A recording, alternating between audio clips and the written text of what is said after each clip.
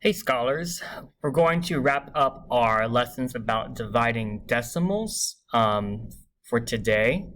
And so we're going to start by now seeing that we're going to have divisors that have decimals and how to modify the problem to help us find a quotient. So let's explore that with number one, where I'm going to model, and then number two, I'm going to guide you through the process together. So placing decimal points in quotients. To divide decimals, we can start by moving the decimal point in both the dividend and divisor by the same number of places and in the same direction.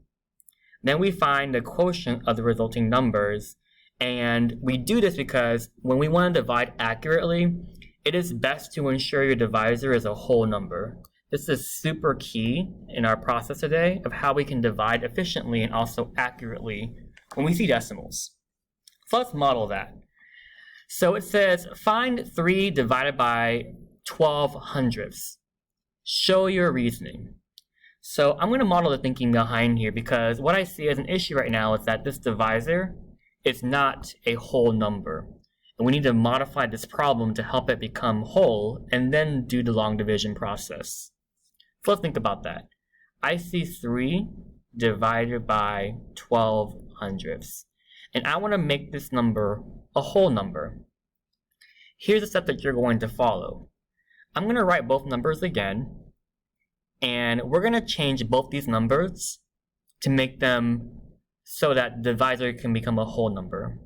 So if I take this decimal point and make this number whole, I have to move this decimal point twice to the right. 1, 2, to make it now say 12.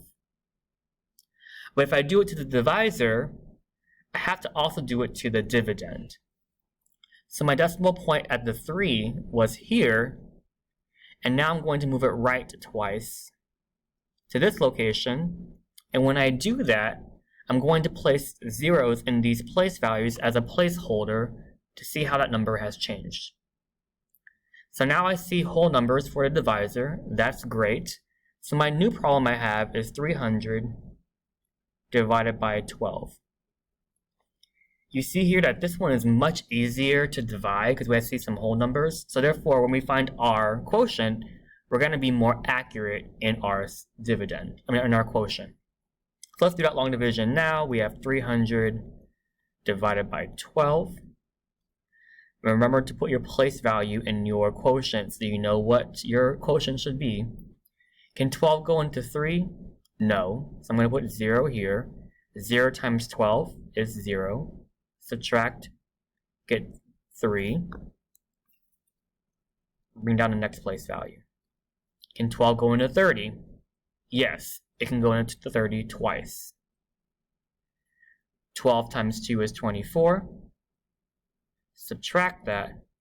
30 minus 24 is going to give me 6.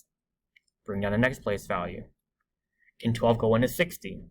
Yes. How many times? 5. 5 times 12 gives me 60.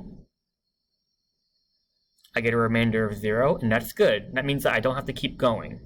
So therefore, I can see that my solution, my quotient, is just 25. So the main new thing today is to make sure that our divisor is a whole number to help us accurately divide the dividend by the divisor. So let's now look at that together for number 2. It says, find 1 and 8/10 divided by 4 thousandths. Show your reasoning. So again, I see an issue here. My divisor is not a whole number, therefore I need to modify it to help us accurately divide these two numbers. So I'm going to do the same step. 1 and 8/10 divided by 4 thousandths. So I have to ask myself, how many times should I move the decimal place in my divisor to make it become a whole number? And I see it should be 3. 1, 2, 3. Now remember, if I do it for this number, I must also do it for the other number, the dividend. So I'm going to take this decimal point and move it also 3 times. 1, 2, 3. I'm going to put zeros in my placeholders. And so now my new math problem is 1,800 divided by 4, which is a much easier problem to divide. I want you now to, on your own, pause this video so you have some time to work out the solution to this using long division.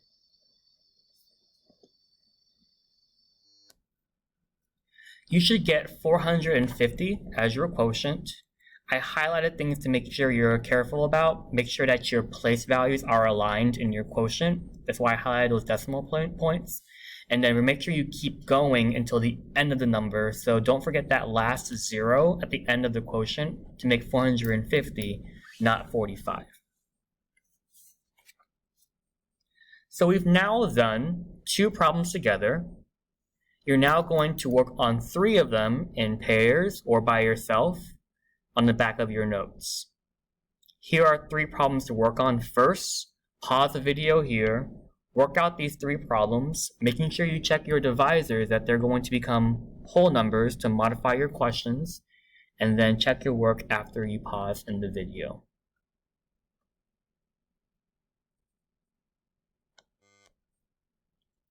Here are the solutions to the 3 practice problems.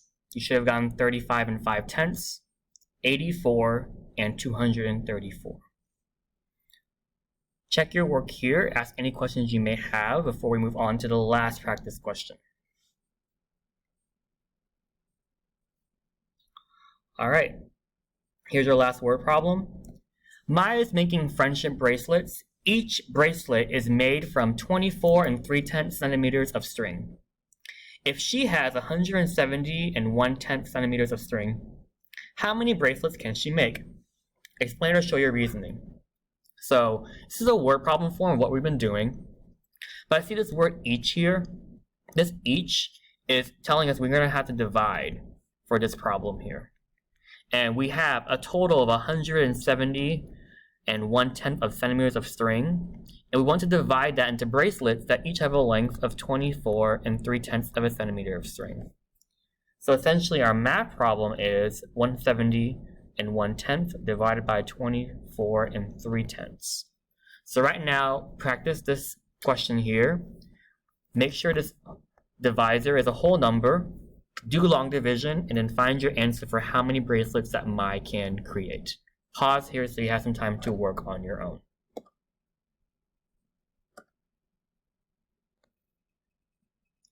Here's the work for the last question. I converted my math problem into 1,701 divided by 243. I did some long division, making sure to be careful with my place value. 243 did not go into the dividend until it went to the last digit of the number. And therefore, we got 7, which means that Mai can make 7 bracelets that are 24 3/10 of a centimeter in length from 170 1/10 centimeter of string. Ask any questions you may have, and when you wrap up the lesson for today, you may take your X ticket for this division lesson for the unit this week.